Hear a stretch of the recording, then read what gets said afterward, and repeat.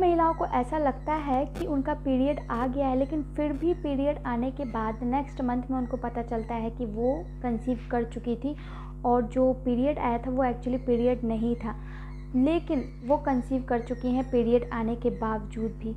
Welcome to our channel, मैं हूँ ऐश्वर्या। तो बहुत सारी महिलाएं ऐसा सोचती हैं कि इस मंथ जो है पीरियड आ चुका था, लेकिन फिर भी नेक्स्ट मंथ 2 मंथ की प्रेगनेंसी कंसीव हुई है, वो कैसे हो सकता है। तो एक्चुअली पीरियड आपका आया था, आपने सही अंदाज़ा लगाया, लेकिन फिर भी आप प्रेग्नेंट कैसे हो गई 2 मंथ। तो आज मैं आप सभी को ये जो प्रॉब्लम चलती है, ये जो मिसअंडरस्टैंडिंग चलती है, उसको दूर करने वाली हूँ।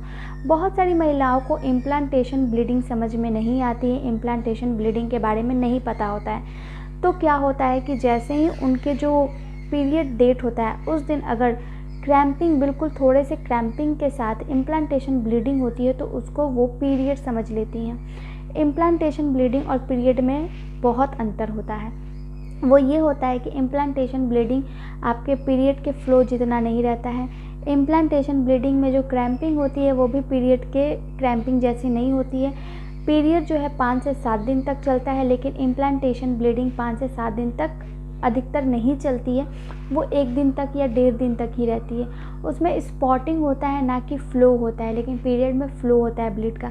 तो इसलिए जो स्पॉटिंग होता है और अगर वो पीरियड डेट के दिन आता है तो बहुत सारी महिलाएं उसको पीरियड समझ लेती हैं और प्रेगनेंसी टेस्ट नहीं करती हैं, लेकिन फिर भी उनको सिम्टम्स, इम्प्लांटेशन ब्लीडिंग के बाद भी सिम्टम्स आते रहते हैं, तो उनको वो समझ में नहीं आता है।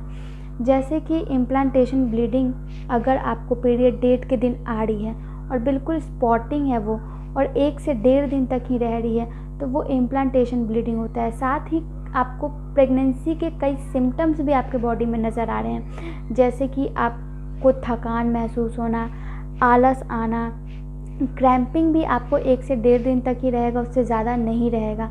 उसके बाद आपको थोड़ा बहुत बॉडी का टेम्परेचर बढ़ा होना, मूड स्विंग्स होना, और भी प्रेगनेंसी के सिम्टम्स महसूस हो रहे हैं, टेस्टलेस होना या फिर वॉमिटिंग, चक्कर, ये सारे प्रॉब्लम्स अगर आपको प्रेगनेंसी के समय महसूस हो रहे हैं तो वो इम्प्लांटेशन ब्लीडिंग हो सकता है। और ब्लीडिंग पे आपको गौर करना होगा कि वो स्पॉटिंग है या फ्लो है।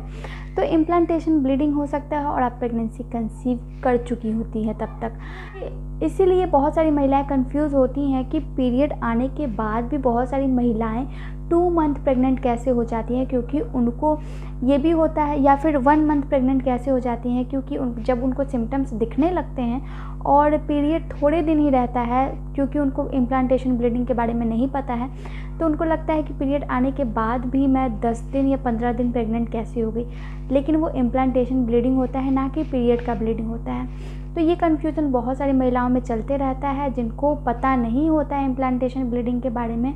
तो मैं बता दूं कि इम्प्लांट यानी जैसे ही गर्भ ठहरता है तो बहुत सारी महिलाओं को उस वक्त थोड़ी बहुत ब्लीडिंग की स्पॉटिंग होती है, जो कि पीरियड नहीं होता है, और वो पीरियड उनको ना समझें। अगर आपको भी ऐसा लग रहा है कि इस मंथ जो है स्पॉटिंग टाइप की ब्लीडिंग हुई है और बहुत दिनों तक यानी 5 से 6 दिन नहीं रहा है, सिर्फ 1 दिन ही रहा है और थोड़ी बहुत क्रैम्पिंग भी हुई है, तो हो सकता है कि इम्प्लांटेशन ब्लीडिंग हो और आपने कंसीव कर लिया हो।